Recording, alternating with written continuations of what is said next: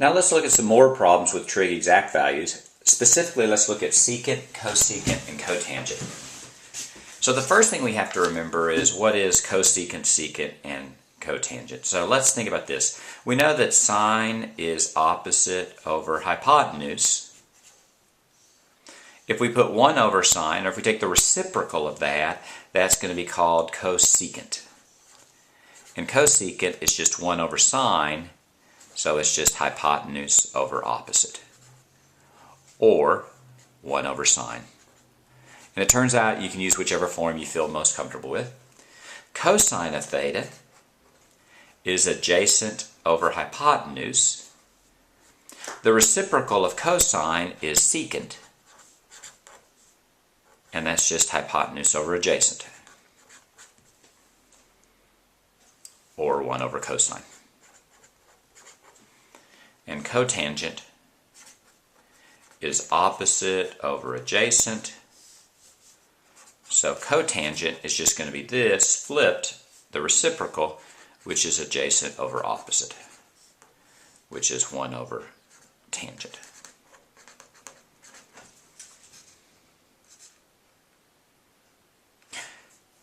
And these are reviewed in a video called Reciprocal Trig Functions, or 6 trig functions. Now let's look at a problem where we're going to do the cosecant of, let's do the cosecant of 30 degrees.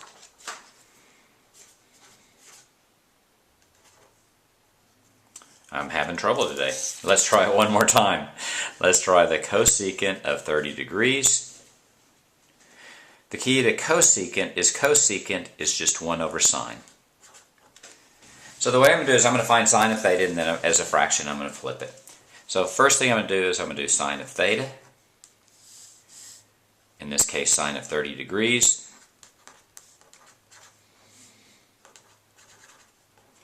I'm going to draw a 30, 60, 90 degree triangle. 30, 60. This is 1, this is 2, and this is root 3. Sine is opposite over hypotenuse. Opposite over hypotenuse is 1/2. So cosecant of 30 is simply going to be the reciprocal of that, which is 2 over 1, or simply 2.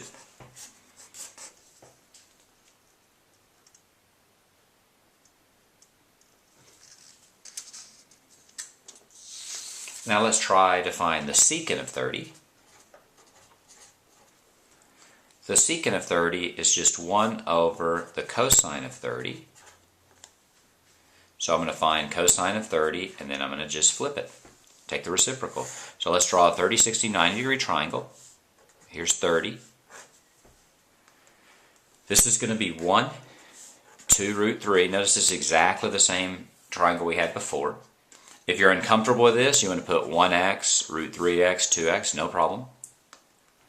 The cosine is adjacent over hypotenuse. In this case, if this is 30, the adjacent is square root of 3, and the hypotenuse is 2.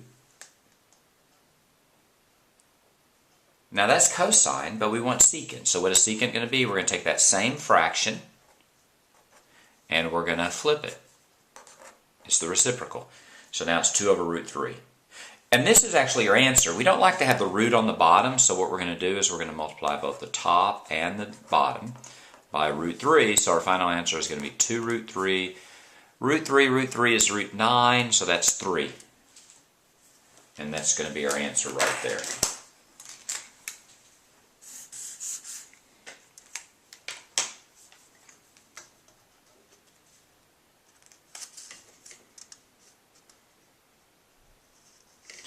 Let's do one more problem. Let's do the cotangent of 60 degrees.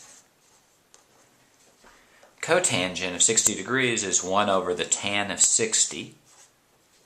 So what I'm going to do is I'm going to find the tangent of 60 degrees. So let's draw a 30, 60, 90 degree triangle. 30, 60, 90. I'm going to do it from this angle here. Actually, I'm not. I'm going to draw this triangle a little bit different. Mainly for what we do later, but I'm going to draw it. So this is the 60 degree triangle. 60-degree angle. And this is the 30. If I do it that way, this is going to be the 1, or 1x. This is going to be the 2, and that's going to be the root 3. Let's see, tan is opposite over adjacent. The opposite here is going to be root 3, and the adjacent is 1.